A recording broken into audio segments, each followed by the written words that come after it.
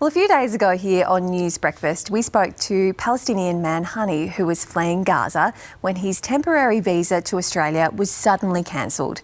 As a result, he spent 4 days in limbo at the Istanbul airport.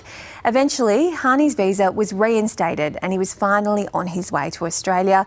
We're very happy to say Hani's arrived down under and he joins us now. Hani, it's wonderful to see your face in Australia and not with the backdrop of the Istanbul airport behind you. We've spoken a few times over the past week. I'm just so happy to see you're safe and well. Tell us, it must have been a massive relief when you finally stepped onto that plane. First of all, thank you for having me today on your show. First and foremost, I'm really appreciative, thankful and privileged to have arrived here in Australia. And I would like to thank the Australian government and the support of the people. I would like also to thank the Palestinian Australian for Relief and Action Foundation for giving me a helping hand during this long journey. And that's all. Yeah, well, it's been a long journey since the terrible war and conflict broke out in your homeland.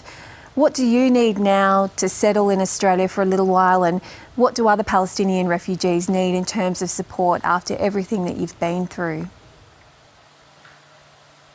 Sorry, can you repeat, please? What do you need now for support, given everything that you've seen in Gaza over the past few months? What will be the things that you'd like to do here in Australia?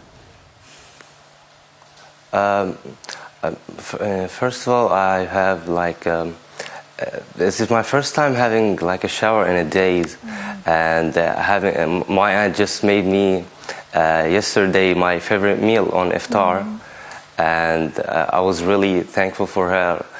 It is my first time having this and drinking clean water recently, and at that moment I've just remembered my friends and families there in Gaza who is suffering to find food and drinking unclear water.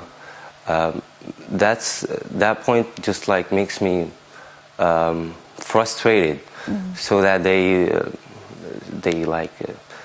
don't know what to do if they can't just find that living issue right there, right?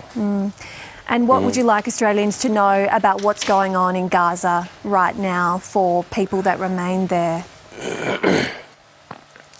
The situation in Gaza is very hard and harsh. People are starving and facing so much problems there. The genocide is being committed on an hourly basis. They don't know if they will have food for the rest of the day, and they are struggling to find a safe place there.